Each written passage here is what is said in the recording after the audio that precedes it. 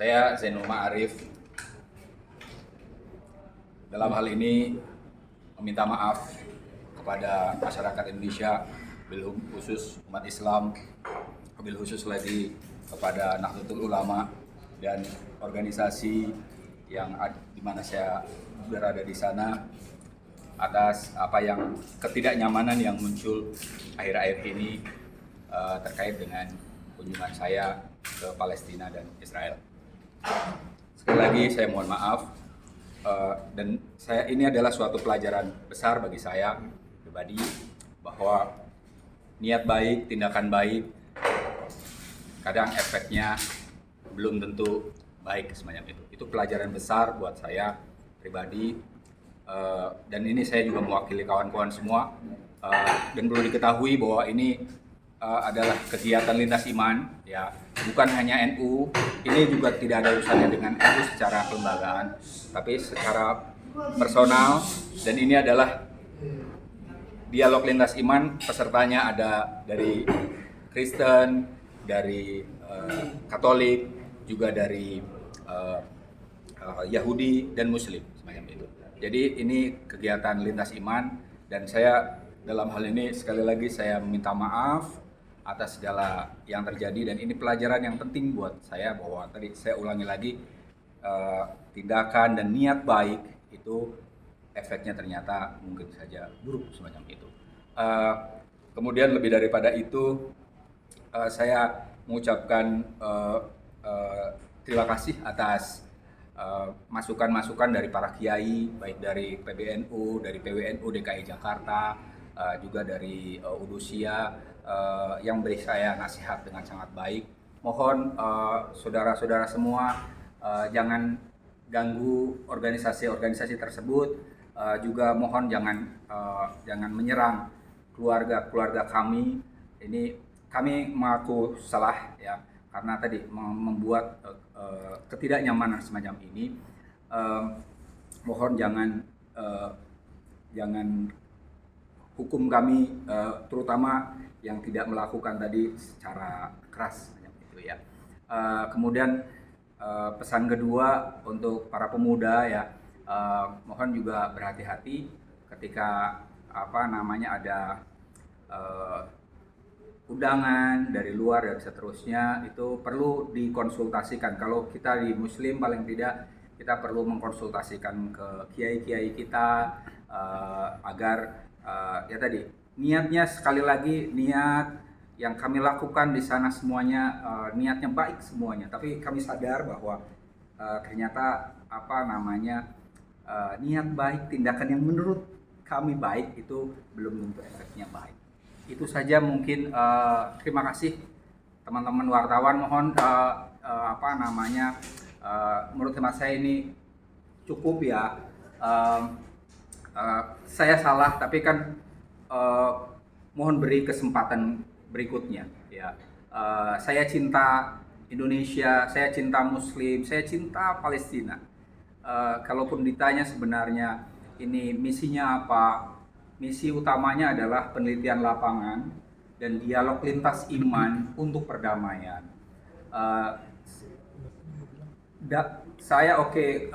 Kenapa kok ketemu dengan presiden semacam itu, ya? Karena presiden Israel, dalam hal ini Israel sedang menyerang Palestina. Maka ketika kami menyatakan perdamaian, maksudnya apa? Maksudnya adalah, wahai Israel, jangan menyerang Palestina lagi, damai, gitu. Jadi saya mengungkapkan perdamaian kepada Israel.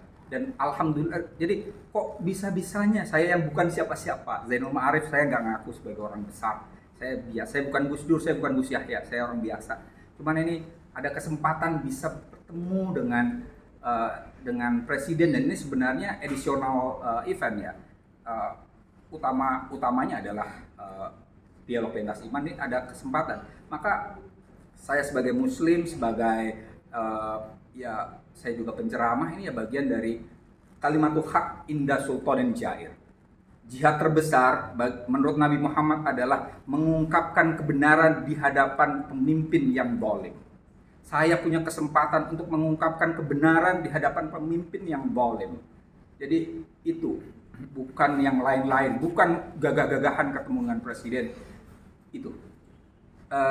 Saya kira cukup ungkapan saya. Sekali lagi, dengan segala ketulusan hati, dengan segala kerendahan hati, saya mohon maaf sebesar-besarnya. Saya mewakili kawan-kawan saya yang muslim terutama, dan semua itu saya mohon maaf, kami mohon maaf atas segala ketidaknyamanan ini.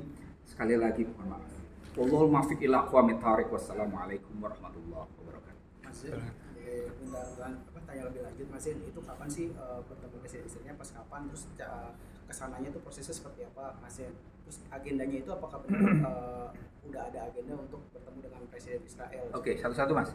Tadi kapan dan proses kapan ketemu dengan presiden?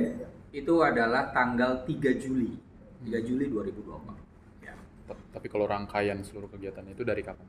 Rangkaiannya itu dari 30 Juni sampai 5 Juli 2024. Jadi baru awal bulan ini. Prosesnya siapa yang mengajak gitu, Mas? Yang mengajak itu ini sebenarnya yang mengajak adalah kawan dari Harvard ya. Dari Harvard, penelitian. Jadi selama ini murni tadi ya, saya bilang penelitian lapangan. Dari tahun 2021 itu saya sering beberapa kali diundang untuk berbicara tentang Palestina, Israel, dan juga Indonesia semacam itu. Tapi kemudian teman saya ini ya udah akrab gitu kan, ya Fatah, Anda cuma ngomong doang, belum melihat langsung kan, gitu lah. Wah, saya dosen peneliti, makanya ada kesempatan. Emang saya bisa ke sana, bisa, nanti saya kasih jalan, gitu. Ya udah. Kemudian saya lihat apa yang saya teliti di sana. Pada dasarnya saya ingin meneliti tentang the life of Muslim in Israel. Bagaimana kehidupan Muslim di sana? Ya, kalau kehidupan Muslim di Gaza kita sudah tahu. Kehidupan kalau di Israel seperti apa? Semacam itu. Kemudian selebihnya karena saya juga terlibat tentang dialog lintas iman, saya ngajar juga tentang kajian lintas agama semacam itu. Maka kemudian ya kalaupun ke sana selain penelitian itu mohon pertemukan dengan yang relate dengan saya, yaitu tokoh-tokoh agama. Maka tadi kami berangkat ke sana itu 4 agama resmi di Indonesia, Muslim, Kristen, Katolik, dan Yahudi. Ini jadi apa yang kami lakukan? Kami berangkat di sini, kami Bhinneka Tunggal Ika. Mungkin teman-teman sudah melihat video saya ya, yang berbahasa Inggris itu. Di akhir itu kalau ini pesannya adalah Bhinneka Tunggal Ika, dan itu ngasih tahu ke mereka bahwa nih loh, kami bisa hidup beragam di Indonesia. Apapun ras kami, apapun agama kami bisa hidup bersama. Mohon ini di tanah suci ini hiduplah secara damai bersama semacam itu. Tapi saya ngomongnya lagi-lagi tadi dengan terutama dengan orang-orang Israel ya, semacam itu. Mas izin. Belum berkoordinasi dengan PBNU terkait langkah keputusan ke Israel ini, apakah benar, Mas? Pada dasarnya saya memang tadi ya undangan pribadi untuk penelitian ya, untuk penelitian dan dialog lintas iman semacam itu. Jadi menurut hemat saya PBNU terlalu tinggi ya, gitu kan. Kemudian ini ya saya dosen itu kan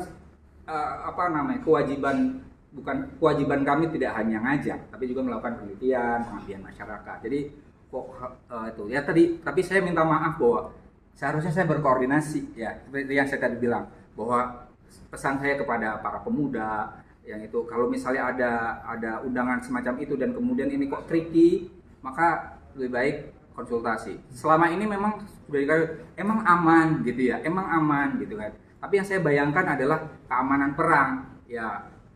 Mungkin teman-teman sebagai jurnalis kan sama dengan peneliti ya. Kita akan apapun asal kita dapat ya oke gitu loh. Itu. Jadi seolah-olah ya ada kesempatan nih. Iya. Jadi saya ke sana. Kemudian yang kedua saya muslim. Saya juga penceramah sebenarnya keagamaan itu di dalam Islam itu ada satu hadis Nabi la tusyaddur rihal illa fi talati masajid. Jangan terlalu ngoyo untuk pergi ke suatu masjid kecuali ke 3 tempat.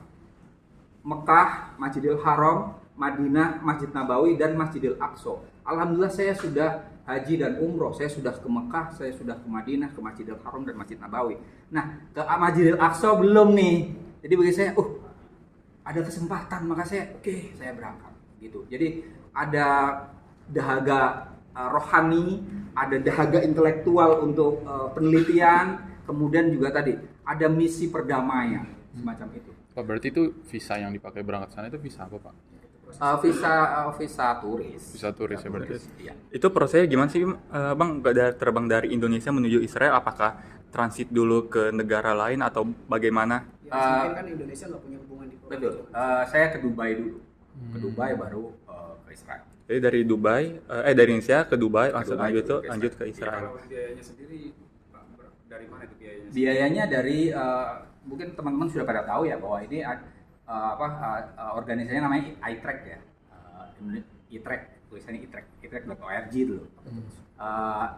Sebenarnya ini nama kependekan dari Israel Track ya, Israel Track.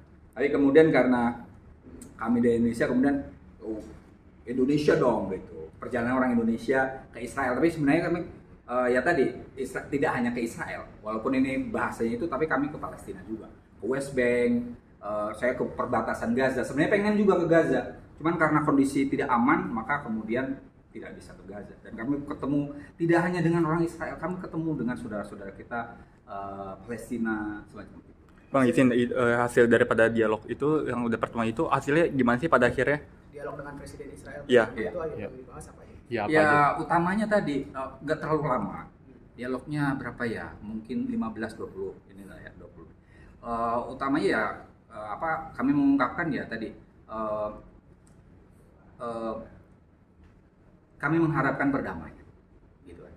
Mohon ini ya kita orang Indonesia kan punya tugas secara konstitusional untuk menghadirkan perdamaian dunia. Kemudian saya Muslim, pesan utama kita adalah salam. Nah, saya mengungkapkan perdamaian di hadapan orang-orang yang sedang nyerah. Artinya ini kan kita harus diplomasi ngomongnya gitu. Jadi ngomong gitu ya. Kami mengharapkan agar tidak ada serangan lebih lanjut tentang itu. Kalau ada yang mengatakan saya siapa, ya tadi udah saya bilang juga ya. Contoh kemarin mungkin ada kawan saya yang sudah memberikan pernyataan di Metro TV ya, bahwa contohnya misalnya khutbah Jumat ya kan. Saya juga kadang seringkali jadi khotib Jumat gitu.